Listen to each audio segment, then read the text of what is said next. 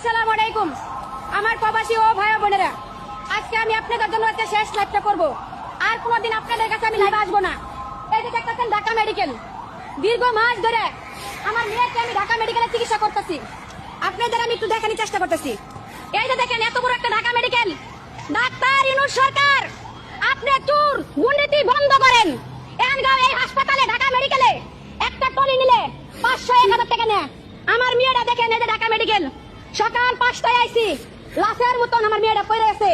এই যে প্রত্যেকটা রিপোর্ট তারা বলে এই জায়গা চিকিৎসা নাই। এই জায়গা যদি চিকিৎসা না থাকে, সারা বাংলাদেশের ভিতরে ঢাকা মেডিকেল শ্রেষ্ঠ মেডিকেল। সাধারণ মানুষ আমরা কোথায় যাব? ডাক্তারকে বললে তারা আমাদেরকে বলে যে আমরা প্রাইভেটে চিকিৎসা করবো। আমাদের যদি অর্থ সম্পদ থাকতো তাহলে আমরা প্রাইভেটে চিকিৎসা করতাম। আমরা অসহায় গরিব মানুষ দেখে আমরা ঢাকা মেডিকেল আইছি। এই ঢাকা মেডিকেলে সব জায়গায় দুর্নীতি চলে। প্রত্যেকটা রোগী হয়রানি হয়ে যাচ্ছে, প্রত্যেকটা রোগী মারা যাচ্ছে। এরা কাগজ সঠিক ভাবে বলে না। এই হাসপাতাল তারা এগুলো বলে। তারা টলি দিতে গেলে 1000 টাকা বিল নেয়, 1000 টাকা বিল নেয়। রিপোর্টে এই টাকা সেই টাকা।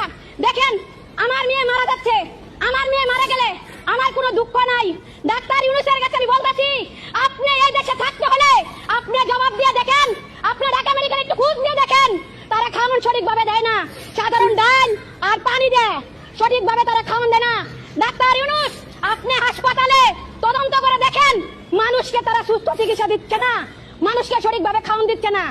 সাধারণ একটা টলি নিলেও তারা 1000 টাকা গাড়ি ভাড়া নেয়। আমার মেয়েটারে একটা টলির জন্য সহদিকে চাচ্ছি যে আমার মেয়েকে দোতলা তুলবো, আমার মেয়েকে আমি গাড়ি তুলতে পারতেছি না। ডাক্তার ইউনূসের কাছে বলি, আমাদের বাংলাদেশের প্রত্যেকটা নাগরিক আছে আমার। আমি বলতে চাই, আজকে আমি কষ্ট করতেছি, আমার মেয়ে বিনা চিকিৎসার কারণে আমার মেয়ে আজকে মারা যাইতেছে। সকল ভাই সকল বন্ধুদেরকে বলতে চাই, আমার মতন অসহায় আপনারা আমার পাশে দাঁড়ালেন না, তাতে আমার কোনো দুঃখ নাই। আপনারও মেয়ে থাকতে পারে, আপনারা ঘরে মা থাকতে পারে। দেখবেন একদিন আপনাদের মা বোনের এই ঢাকা মেডিকেলে আপনাদের হরানি করতে হবে।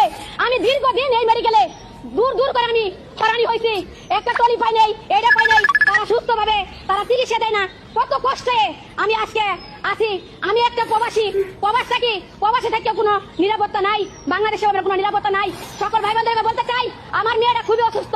এই দেশের মানুষ আপনারা যদি বিচার না করেন, তাহলে এদের মতন এই হাসপাতালে দুর্নীতি আর দুর্নীতি চলতেই থাকবে, দুর্নীতি চলতেই থাকবে। এই দুর্নীতি বন্ধ করেন, এই দেশে দুর্নীতি বন্ধ করতে হবে। এই হসপিটালে ঢাকা মেডিকেলে এই দুর্নীতি বন্ধ করতে হবে। সরকারি টলি দিতে, টলি কেন তারা ভাড়া খাবে? একটা রোগী মারা যায়, তারা একটা টলি পর্যন্ত দেয় না। সরকার কি বলছে যে টলি দিবে না? সরকার গাড়ি কেন দিছে? সরকার কেন বলছে টলি? আমরা প্রবাসীরা জানতে চাই।